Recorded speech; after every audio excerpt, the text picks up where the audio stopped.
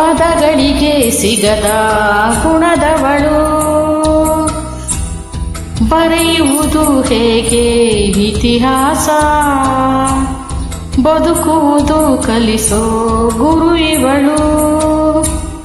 ನರಳುವಳು ಹೇಗೋ ನವಮಾಸ, ಗಂಗೆ ತುಂಗೆಗಿಂತ ಪಾವನಳು, ಬೀಸೋ ಗಾಳಿಗಿಂತ ತಂಪಿವಳು, ಜಗತ್ತೂಗೋ ಜನನಿ ಜೀವದ ಜೀವತಾಯಿ, ಬ್ರಹ್ಮ ವಿಷ್ಣು ಶಿವ ಎದೆ ಹಾಲು ಕುಡಿದರೋ,